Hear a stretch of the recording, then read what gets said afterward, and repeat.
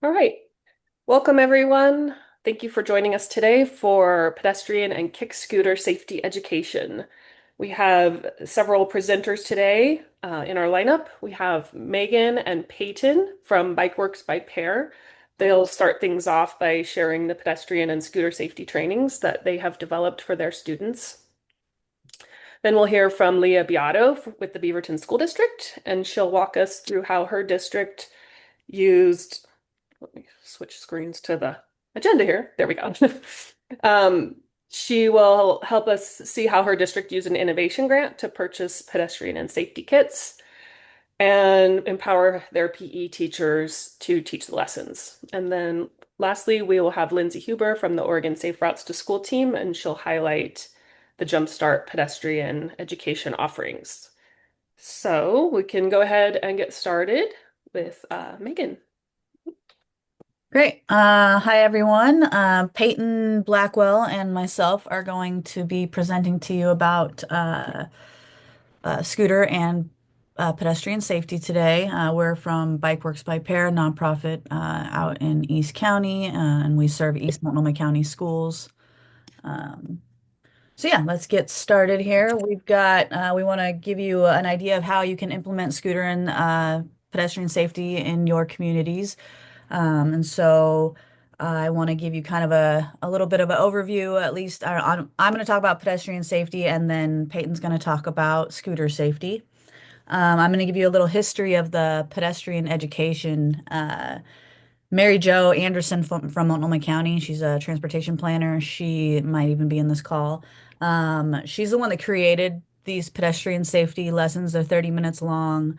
And she made the carpet roads that go with it. And she basically did this to get into schools easier because it's been hard to get traction out in East Multnomah County. And so she started in the after school programs out here, and that's where she was able to get traction. And then with hiring of me and Peyton and whatnot, we've eventually gotten into do regularly scheduled PE classes throughout much of the districts that we serve, which has been a good accomplishment. And then we also partner with PBOT to do the longer pedestrian safety train the trainer as well. Um, so as for what you need, next slide, please, for the carpet roads that Mary Jo created, you need carpet and tape for the road part. So you just cut those to size and put the tape around the edges, and put the tape down the center. It's really easy to make. We've got a couple, I think two or three different sets that we've made, and you can do it within like, I guess, 30 minutes to an hour to make them. And you just got to be a little, no measuring or really, you just got to be kind of precise about how you fold the tape over and things like that. Um, and then same for the crosswalks. They're made out of garden material, the stuff that goes, the barrier that goes on the top. Anyway, that you can put tape over the top to mimic the crosswalks. And then we also have posters that we have laminated that we use as, I guess they call anchor posters, so that we have, I'll get into it more in the next slides, but, like Be Bright and things like that. And then just tape to hold down the carpet roads so they don't slide around on the gym floor, because they can be slippery and we don't want anybody to hurt themselves. Optional equipment is something that I've kind of added over time because I've found a need, is a button because kids really want to push a button. And so I created my own using oh my goodness, a stand sign thing where you can insert your own sign into a stand. But I used cardboard and bought one of those buttons that you can put your own sound to it.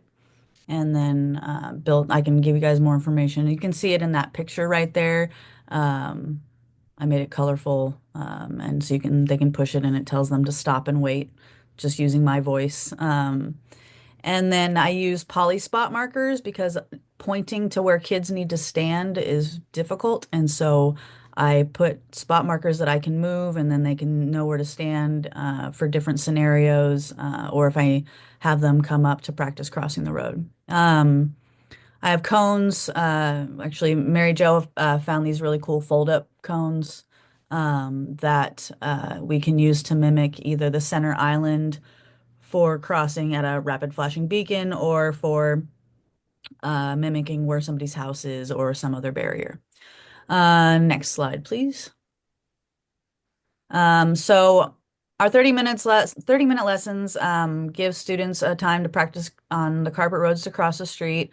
Um, we have to schedule classes, including we don't schedule, sorry, we get the schedule from the PE teacher, and they uh, tell where, what the teacher's name is, so which class it is and what grade level. It doesn't always come with it, so you kind of have to request it sometimes from the PE teacher to get the schedule. They're usually in ABC days, so you have to figure out what days it makes sense to go. So sometimes you might be there for 2 full days and then a half day another day because of, not doing a repeat of classes.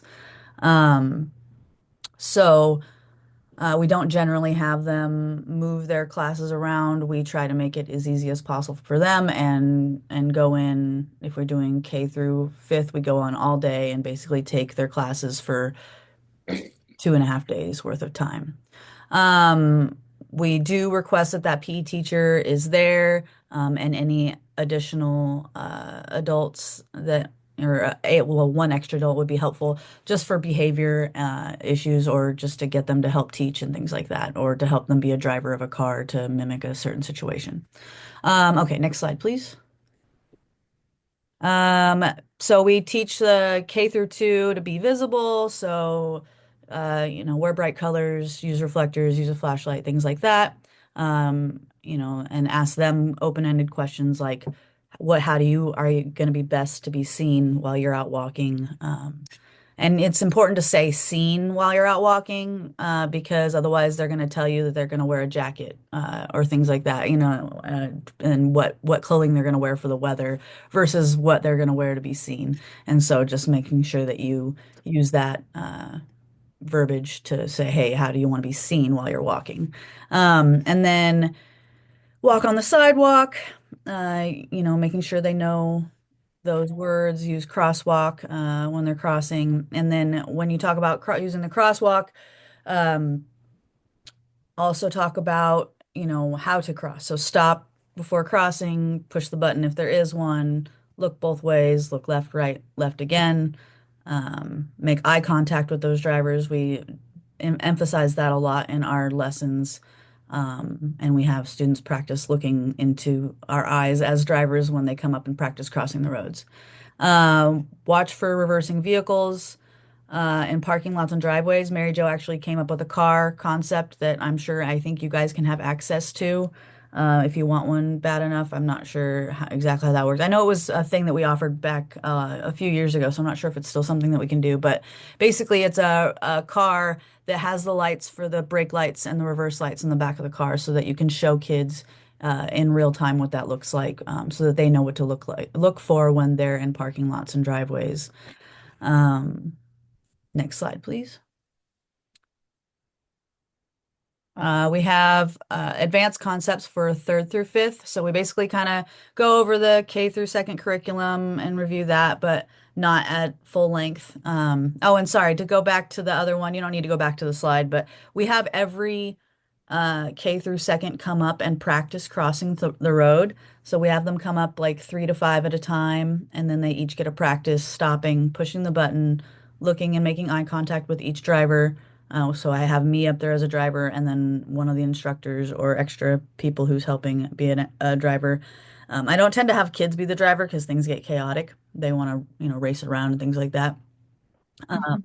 And so I have them practice making eye contact, then they cross, and then they go sit down. And so having 3 to 5 come up at a time, I use the poly markers and they stand on the markers. And they do get a little bit squirrely sometimes during this time, but as long as it's, not too chaotic, I don't mind. Kids are going to be squirrely and move around, and it doesn't mean that they're not listening completely. So, and next, oh, sorry, keep it here. And then for third through fifth grade, we talk about how you walk facing traffic when there's no sidewalks, watch for turning vehicles, especially when right turns are usually permitted when there's a red light. And so emphasizing that they need to, turn around and look for that car that's taking that right turn.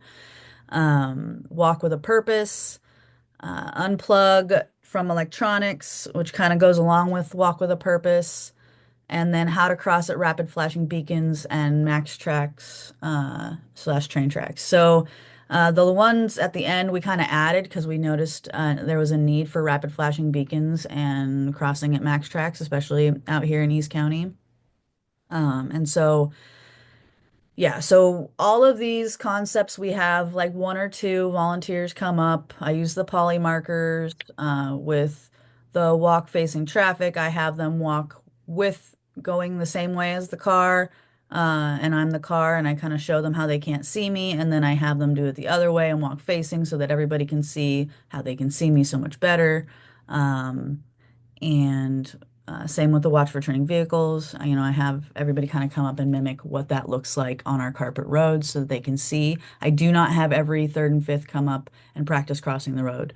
I save that for the younger kiddos who really want to push that button. Um, and next slide. Oh, and then that's I think all I have. Um, Yeah, so that's basically it, and then I'll take it away to Peyton to do the scooter safety. Cool. Thanks, Megan. Yeah. Hi, everybody. I'm Peyton. I'm going to talk about scooter education now. So Megan and I have been facilitating scooter programming in East Multnomah County for the last year and a half or so. We did our first pilot program spring of 2024. And we use the fleet of scooters from Metro, and then we have our own fleet of helmets that we use. Next slide, please. So why do we teach scooter education? So I kind of like to think of scooter education as kind of like a stepping stone between pedestrian safety and bike education. It's a bit more engaging than pedestrian safety. Kids are always really eager to participate in an activity with movement, but you can still implement some of those same concepts from pedestrian safety. It's a great avenue for kids to build their skills on wheels prior to learning how to ride a bike. They're learning balance, control, and coordination. And then one of the most important things, especially in East Multnomah County, is just providing these kids with access to the equipment. A lot of the kids that we've taught haven't yet had the opportunity to ride a scooter, so they're always really excited to be able to participate. Next slide. So we'll do outreach to schools for both PE and after school sun programs. We've done scooter classes in both, and it works well in both environments, but we've kind of found the most success to be in sun after school programs. These groups are usually smaller with like 10 to 15 kids per group. And then each class is usually about an hour. And then in PE, it's usually like 25 to 35 kids with only 25 to 40 minutes. So it's kind of nice to have like the smaller groups with more time. Next slide. So since starting to teach scooter education, we've primarily based our program off the Jump Start Kick Scooter curriculum. After teaching all of elementary grades, we've facilitated this program to every grade in elementary. We found scooters to be the best fit for K through 2. So that's typically the age group that we aim to work with. The way we structure the lessons will be dependent on the class size and the length of the program, but we typically aim to have it run like 4 to 6 days or lessons. But we try to remain really flexible with the lessons, as it's sometimes hard to build upon the lessons due to absenteeism or other classroom barriers. So we kind of just prioritize working with the school and meeting them with where they're at. So for example, sometimes we'll teach like every day for a week. Other times we'll teach once a week for 4 to 6 weeks. And then sometimes we've done even just like single day, like one-off lessons. Next slide. So the first day of each lesson, we'll do a helmet fitting. Sometimes this can take the entire first day, depending on that time factor. So it's really important to get a helmet for each kid that fits properly. And then you want to label each helmet with their name, just so moving forward each lesson, you kind of like have that ready to go and you're not having to dedicate as much time to helmet fitting, and it takes a lot longer than you would think. So it's nice to just have that like pretty streamlined. Next slide. So these are the two different types of scooters that we use. One is two-wheeled on the right, the Razor scooter, and then the one on the left is a three-wheeled scooter, the kickboard. And once we have the kids in helmets, I'll kind of like have the kids choose whichever scooter they think they'd like to start with. Some of them are like really timid, and so we direct them towards the three-wheeled scooters. Other kids are pretty confident that they're going to be good on two wheels. Next slide. So once we kind of have the kids standing next to a scooter, we'll run through a scooter safety check and kind of talk about each part of the scooter and how it functions. We'll adjust the handlebars for each kid, and the kids really like seem to love to understand like how the scooter works. So like they really want to be able to adjust the handlebar themselves. So kind of just like explaining that to them is fun. And then we, at this point, will point out where like the brake is and talk about how the brake works, and how we'll be using it. And then once helmets and scooters are all squared away, the first activity I like to do is just have them do a free ride.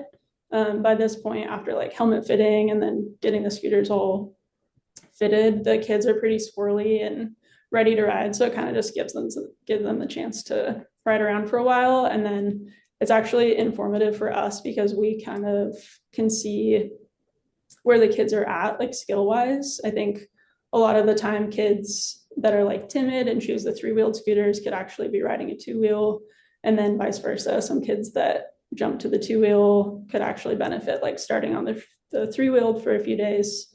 So it kind of just gives us a chance to read where they're at. Next slide. And then I'm just going to run through some of the drills that are lined out in the Jump Start drill guide, and then some examples of when we've implemented them. So this is a red light, green light, which teaches kids to balance, coast, and brake. So this is kind of a good like first drill to start with, just gets the kids like in a controlled environment, the experience of like riding in a straight line, practicing balancing and coasting, and then really teaching them to like brake and like brake slowly rather than like slamming on the brake. Next slide. So this is a crossing safety drill. So we'll usually set up an intersection with cones and then use chalk to draw out a crosswalk. And then this is kind of a good opportunity to sneak in some of that pedestrian safety content. So we'll teach the kids how to cross safely. So stop the crosswalk, look left, right, left, make eye contact with the driver, which usually Megan and I will both be drivers in that case. And then, yeah, it's kind of fun to just have them, like once we teach them like the flow of the intersection, just kind of let them go and they'll come up to the crosswalk, stop, look both ways, keep going. So that's a good fun drill for them to run through. Next slide.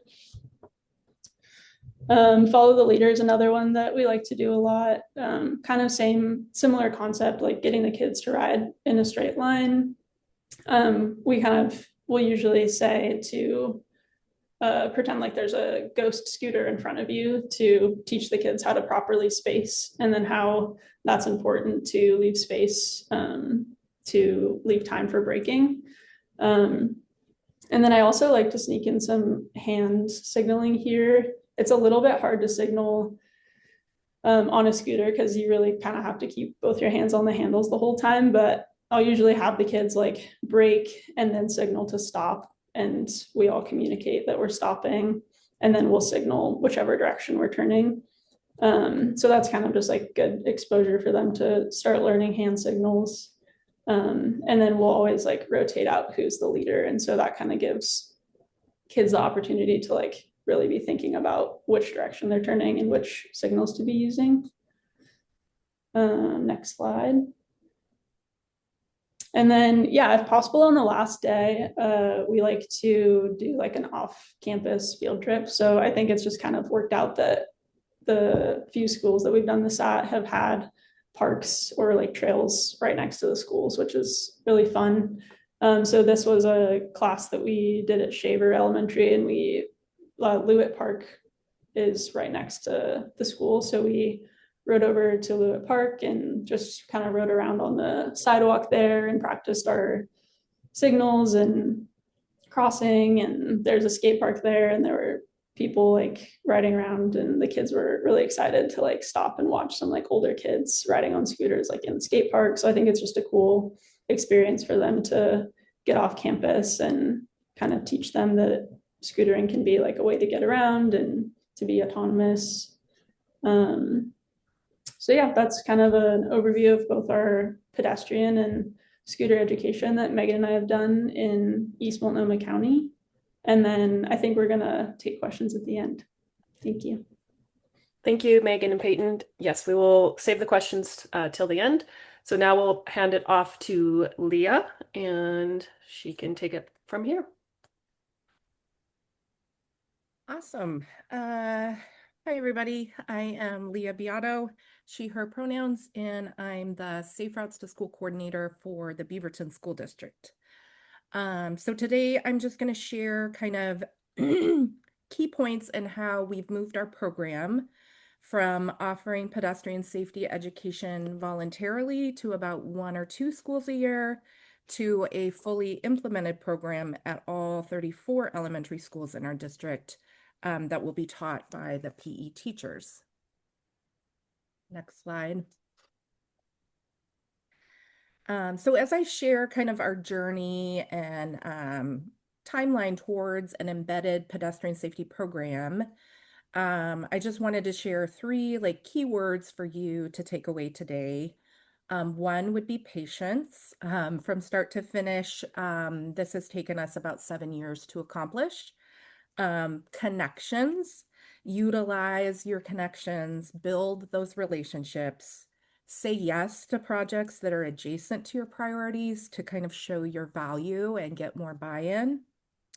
And then the word easier. Whenever I'm asking someone else to do something for our program, I'm always asking myself, how can I make this easier for them to implement? So I was hired in 2019, and immediately what I saw was a need for every student in our district to receive and practice pedestrian safety. That voluntary model, when I looked back at the data to see who was receiving pedestrian education, it did not include our Title I schools, which are you know, low socioeconomic students. They weren't our diverse schools with higher non-white racial makeup. And so I asked our superintendent for a 15-minute meeting. That's what I like to do when I'm meeting with principals or anybody up at the district office. I always just say, can I have 15 minutes of your time? When I came to kind of introduce myself as a new to the district, I came armed with a 2-page brief that included why pedestrian safety is important, data showing the racial and socioeconomic disparities in our district, and then I offered 3 methods for implementation. So next slide. So the district chose a push-in model. They wanted us to push in to teach the pedestrian education, but they were willing to mandate that all elementary schools sign up. So we created a 3-year rotation. Having a small staff, we knew we couldn't hit all 34 schools in 1 year. So we deliver the Safe Routes to School education lessons to about 11 to 12 schools per year. On average, it takes 3 to 5 days to reach all the students at one school.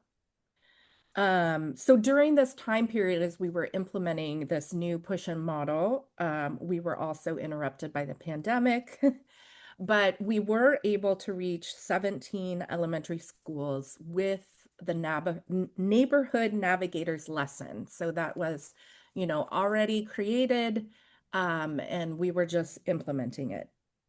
The lessons were approximately 30 to 45 minutes long. So we kind of modified the lessons to fit into a PE class period. And during the time of implementation, we received consistent feedback from PE teachers that number one, that they felt the lessons weren't active enough. And then we were able to see kind of feedback from the kids that they weren't as engaged as we would like them to be. Next slide. So that led to the creation of Scooter Town. Thankfully, we were able to hire Julia Sanders. She's no longer with us, but she's still in our Safe Routes community on this call today. But she really single-handedly transformed our ped safety lessons from the neighborhood navigators into what we call Scooter Town, which is an interactive, engaging way for kids to learn and practice ped safety. We knew we wanted something that would be super easy for PE teachers to implement because I kind of had my eye on the prize that I wanted the PE teachers to eventually be the ones to deliver this information. So she created short videos that delivered the direct instruction of pedestrian safety skills we wanted, and then a short video that showed the kids how to play Scooter Town. We knew that we wanted the lessons to be very engaging and very active. So the majority of class time is spent actually walking and scooting around Scooter Town. Next slide. So just for those unfamiliar with Scooter Town, students watch those 2 5-minute videos, and they feature kids that explain the rules of the road, and then a fun robot named Scoot that teaches them how to play Scooter Town. And then the students basically rotate through 3 jobs. So they're a shopkeeper where they interact with student pedestrians that are coming to visit their booth. And at their booth, they have set safety questions that they ask the other students. And then the student pedestrians have this map with all the shops to visit, and they get a little stamp once they visit the shop. The other job is that they're the pedestrian with the map. So their job is to visit as many of the little community shops as possible. But their other job is to cross safely. So they are stopping, they're making eye contact with drivers, they're waving before they cross the road. So getting lots of practice on how to cross the street. And then the third job is to be a driver. So drivers are sit on top scooters. We chose that specifically because we knew every PE teacher had them. So it was something that was readily accessible, nothing that we needed to bring. And then as a motorist, the kids are learning to yield at crosswalks for pedestrians, to stop, to make that eye contact, to wave them along. So they're learning how to be good drivers. So suddenly we implemented these lessons, and now we hear, this is my favorite PE class I've ever had. PE teachers are asking, can you come back next year? Just the feedback has been overwhelmingly positive. Next slide. I think go back one maybe. Oh, nope, that's right. Oh, nope. Yep. Okay. So we knew we needed just a bit more time. We had this great program, But we needed to continue to build buy-in from our PE teachers, and continue to just see how Scootertown was working, make tweaks, that sort of thing. So that's when we applied for an innovation grant from ODOT. So again, that we could keep working towards that overall goal of embedding the program within the PE department. So over the past year, the innovation grant really has allowed us time to, number one, we wanted to translate all of our materials into Spanish. So now all of our dual language schools can watch the videos in class in Spanish, and then when they get to PE, they watch the video again in English. And now we have kind of the printed materials that the students use at the shops. Those are also translated into Spanish. The innovation grant also just allowed us more staff time to keep pushing in to show every school. So by the time our innovation grant is up, we'll have reached all 34 elementary schools. So everyone will have experienced Scootertown with us teaching it, showing the PE teachers how easy it is to implement. And then last year I did meet with our PE TOSA, who's kind of the teacher on special assignment in charge of the other PE teachers. And she had already seen Scootertown in action. So really, first I had volunteered to assist her with a project. If you go back to those building blocks, right? Say yes to adjacent,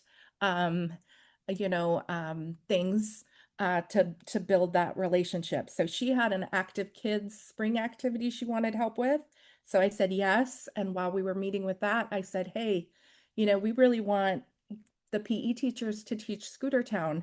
How can we make that happen? And she immediately agreed. She knew that it was a great program. And so now we will be able to change our model. So basically, next slide, we're on track to full implementation. By the end of 2026, we'll have taught at all 34 schools. In the spring of 26, we'll offer a short training. That way, if there are any new PE teachers who haven't seen Scootertown or a PE teacher who wants a refresher on how it works, they can come to the training. And then in the fall of 2026, we'll still schedule the schools, and we have offered to still come and set up and take down Scootertown, but the teaching portion will be left to the PE teachers to take care of. One of the reasons I kept that model of us coming and scheduling is I didn't want it to fall away where the PE teacher decided they were too busy or something like that, and suddenly not everyone was teaching Scootertown. So it's just another little way for us to ensure that every student is getting the information. So next slide is just a recap of our timeline. So 7 years, here we go. Starting in 2019, having that goal in mind and just slowly chipping away to get where we wanted to go. And next slide. So my parting word is just that having that successful innovation grant to get this implemented. Once the teachers are teaching our Scootertown, that's going to free up about 12 weeks of coordinator time to focus on the next innovation, which is for us getting more kids on bikes. So, keeping our eye on the next goal and keep our district moving forward. So that's all I have, and I know we'll do questions at the very end. So thank you. Thank you, Leah. That was super inspirational to see how that was able to develop over the years to what it is today and beyond. So let's go ahead and move on to our next presenter, which will be Lindsay, and she'll be talking about our Jump Start Ped Safety. Y'all. So Lindsay Huber, she, her. I'm with the Street Trust and am a member of the ODOT Safe Routes to School Technical Assistance Team. So I'm going to talk a little bit about the Jump Start program, which is available for all of the schools across Oregon. So you might be familiar with this from the bike education side of things, but if not, the Jumpstart model is a train the trainer model where we are able to come and teach your PE teachers how to teach pedestrian safety education and the scooter education. Again, there's also bike safety too, but we're not talking about that today. So this is for PE teachers, and we'll take about 2 hours for the ped or scooter training. But I was like, if you combined it and you decided you wanted to get your PE teachers taught both of them at the same time, it wouldn't take 4 hours. It would probably take, 2.5, 3 hours. This is provided completely free of charge to schools in Oregon. So definitely think about this if this is something that your PE teachers in your districts would be interested in. I think the slides are going to be sent out later, so I've got links here for you to be able to click on afterwards. But what we've got on our website is the full curriculum, which has the PE standards, the PED training is linked to the PE standards. The scooter one isn't exactly, but I think you could still connect them for the most part, but it might take a little more legwork. And then we also have the drill cards on the website as well, some of which you saw in Peyton's presentation. I also linked to the interest form as well as the page on our website that's got just a little more general info about the Jump Start program. All right, next slide. So pedestrian education. This curriculum that we have is designed for grades K through 2 with optional activities for grades 3 through 5. Again, as I mentioned, it's aligned with those PE standards. And the way that it was designed was we took the old pedestrian curriculum that had been used previously in classroom settings and added that movement to make it applicable for PE. That's also where these mock roadways come into play, is that they are much larger than some of the old ones that we used to use and are really designed for being used in gyms. They're very large. So most of this can be done in 2 to 6 lessons, but I would guess 3 to 4 is probably the most common.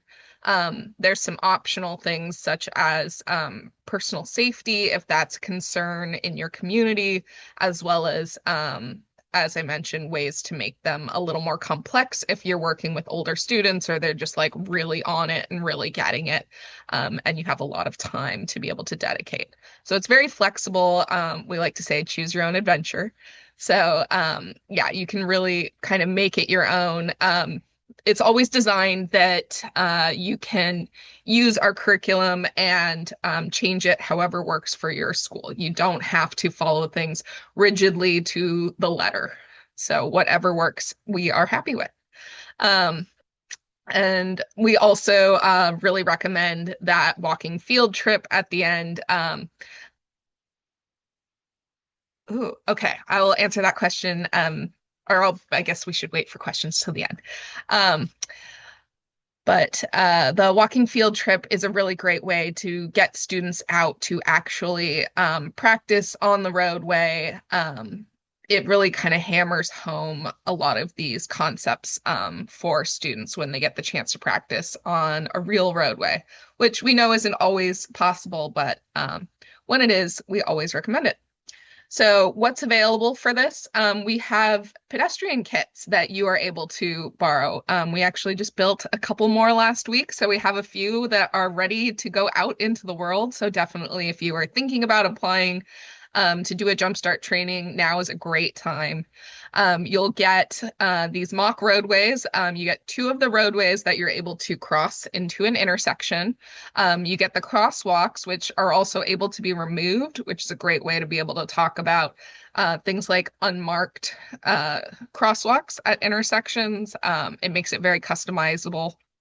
And then you also get vocab cards and the pedestrian crossing rhyme that I imagine many of you are familiar with, but if not, again, we would teach you how to teach it. All right, next slide. So I've got a couple of the actual drill card images here that we'll kind of talk through briefly, so you get kind of a sense of what's in the drill cards. The drill cards are really designed to be complementary with the full curriculum so that you've got something that's a little shorter and has lots of drawings so that you're able to, on the fly, remember how to set up a drill and how to make it work with your students. All right, next slide. So the pedestrian curriculum has, these are the different lessons that are in there. So you have a pedestrian basics, crossing safety, intersections and signals, toy retrieval and visual barriers, the walking field trip, and then the optional personal safety lesson.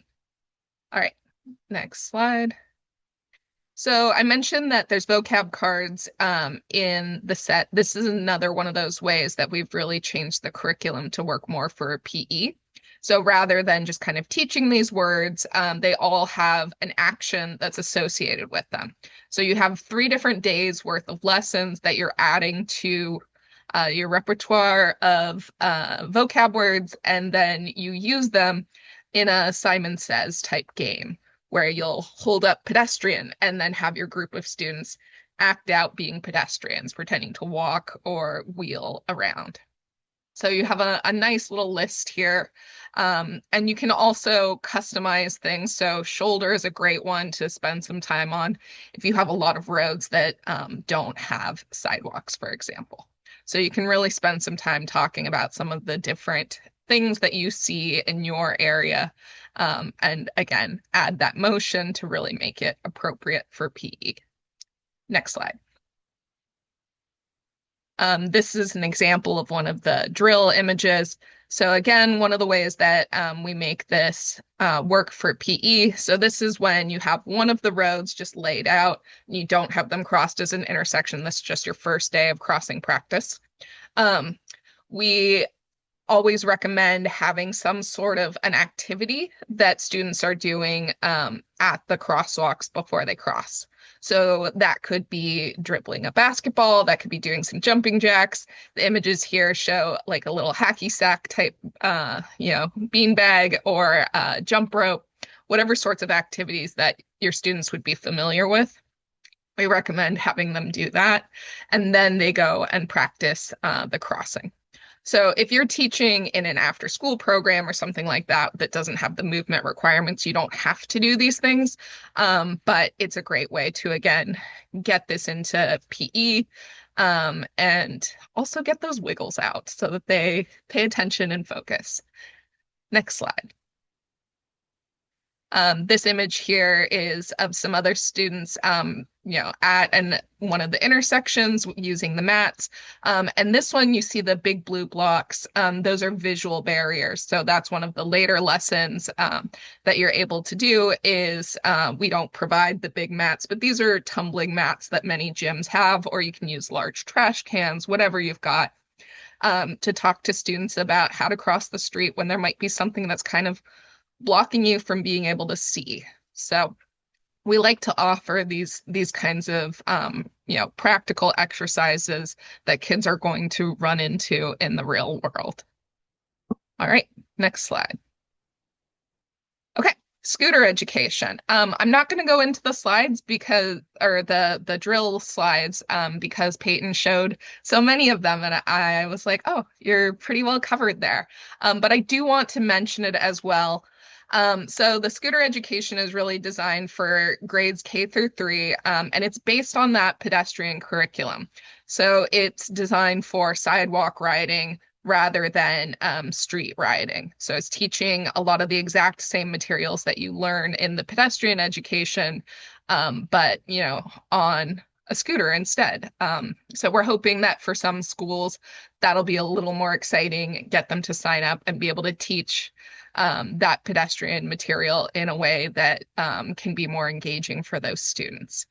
Um, that one can be done in about 3 to 4 lessons. And again, we always recommend a scooter field trip if you're able to take kids off campus. Unfortunately, with this one, we don't have a kit available. Metro, as was mentioned, has scooter fleets available within their regions in Clackamas, Multnomah, and Washington counties. But it's possible that ODOT will be able to fund some of this with the Innovative Mobility Program in the future. So we definitely recommend signing up for their email notifications when that program happens down the road, just to see if that happens to work to get scooter fleets, if that's something that your school community is interested in. I think that might be my last slide. Yes, perfect. So I think, should I jump in with Great. that? Yeah, we can open it up to questions now. There was some in the chat. If you want to go ahead and address that, Lindsay, and then we'll call for hands for more questions. Yeah, so Whitney had asked, are there examples of the kit being set up as a roundabout? I haven't heard of people doing that, but again, I feel like that is a great example of how you can kind of customize this and customize how you're talking about these. Yeah, because you wouldn't necessarily need to make the entire round space, but you could put something in the middle maybe and say that, that's our roundabout, and then add the crosswalks and talk about that. That with a roundabout, you don't go straight through the circle, you'll walk around to the different crosswalks that are around it. So I haven't seen anything in particular, but I think it could be done. There's a question in the chat. Will the presentation materials be made available? Yes, we will send the slides and the link to the recording to everyone who has registered for the webinar. Okay, any questions for any of our presenters?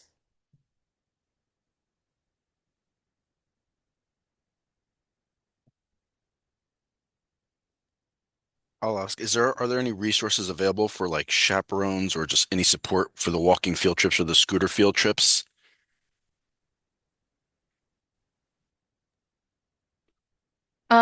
There's not anything specific. What we usually recommend is that you try and see if you can bring some parent volunteers in through whatever the process is at that school for bringing in parent volunteers. But you could also do, if there's other school staff that are available, such as, people that work in the office or the library, if anyone there has some extra time. With the walking field trip, usually we found that you really only need 2 adults at that minimum. 3 is kind of great, especially if you've got a larger class. But 2 is that absolute minimum. So that would be a teacher and 1 other person, so that the teacher can manage, behavior and kind of keep an eye on that intersection. And then, yeah, the second adult can stay with whichever group is the largest, again, to just kind of be that extra set of eyes. So I don't have a good resource for bringing in those volunteers because it really depends on the school. But I would connect with them and see what their process is. But it's nothing complex, and it's usually very cute. So it's a fun activity that doesn't take too long.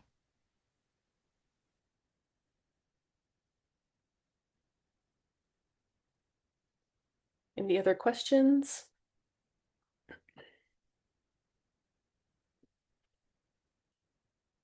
I noticed in the chat there was a question and it was addressed a little bit, but maybe we could talk about that more. It says, what brand of scooters did you find work the best? I know there was a couple mentioned during our presentation. Is Megan or Peyton, could you speak to that a little more about those scooters and maybe why, if and why you chose those particularly and why you recommend them? Yeah, so those are, I mean, they're Metro scooters that we use, so they ultimately were the ones that chose those. But they're really great. The three-wheeled ones are awesome. And I'm not super familiar with other three-wheeled options, but the Razor scooters, we do have two different types of those. And the one that I had a photo of was the one with like larger wheels. And then there's like the standard Razor scooter that has smaller wheels, and the larger wheeled ones are a lot better for especially being outside. They are just like less bumpy and a little bit more durable, I think, overall. So they stand up well to kids riding around on them. Yeah, and I'll Great. mention with those three-wheeled ones, we were just looking at them again at a Metro meeting on Friday. What's cool about them is that they actually like kind of move like this, and it allows them to be able to turn in ways that other three-wheeled scooters can't. A lot of them are fixed, and to be able to turn, you have to kind of just stop and like lift it. These ones are cool that you can just kind of more naturally lean it, and it actually turns. But again, Metro has all the info on what they purchased, where they purchased it, all that kind of stuff. So definitely reach out to them or reach out to us if you need help getting connected to them. And I will mention somebody asked about the bins, and no, we have we these are again more Metro's fleet, so we haven't like dabbled in getting a different storage situation or anything like that. But when we were thinking about getting our own fleet, we were absolutely thinking about how can we make this easier because they are heavy and they are awkward, and so if you pull one of the big ones with the two small wheels on the back with the handle in the front, you're gonna awkwardly pull that from behind somehow and not hit your heels, and they're heavy.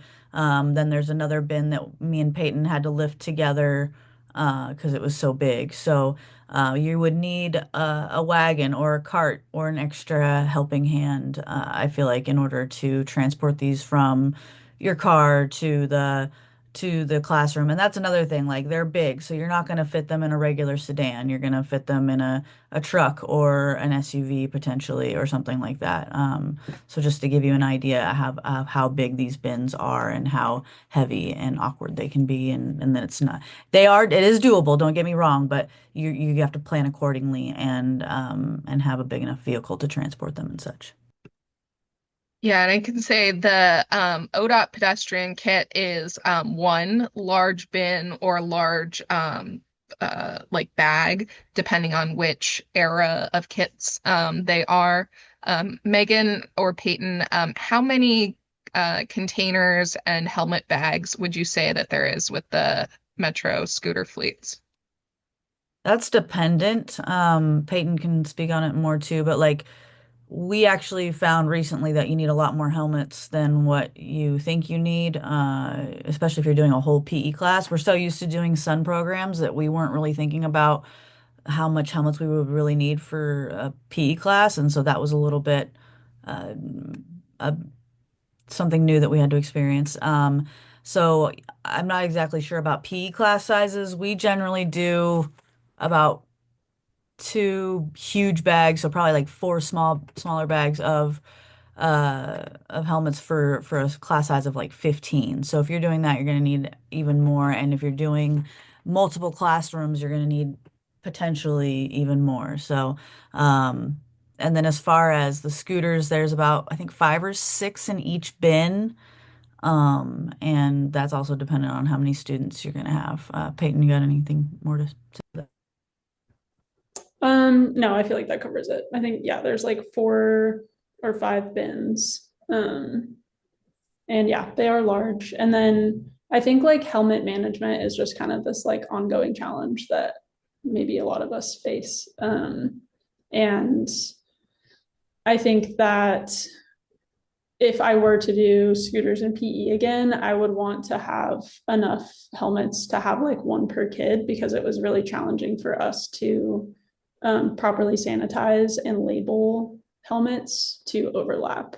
and have kids sharing helmets between classes. So that's a lot of helmets, though. That's like, one per kid in the school. So I think we're still trying to figure out like how best to tackle that. So if anybody has any tips or tricks, I would be happy to chat with you.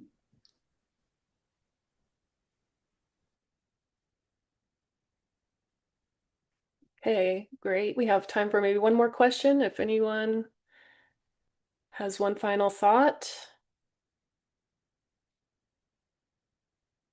I'll just mention what Becky said in the chat, that they moved a PE class sized scooter and helmet fleet for Metro, and it took up about half of a 20-foot enclosed trailer. So it does take up a lot of space. But okay. If no one has any more questions, we will move on to our announcements. So we have applications are now open for the 2026 ODOT Safe Routes to School High School Task Force. You may remember that was done last year. The details on what's involved in that and how to apply will be sent in the follow-up email with a link, and the application is due by December 11th at 5 p.m. And just as a reminder that we don't have a meeting in December, but our schedule resumes in January with our statewide meeting on January 20th. And also save the date. We got Winter Walk and Roll Day coming up on Wednesday, February 4th. So we'll have links to the registration for the meeting and some links to some resources for Walk and Roll Day in our follow-up email. So we want to thank everyone for coming. Thank our presenters for all that great information they shared with us today, and hope everyone has a great week. We'll see you next time.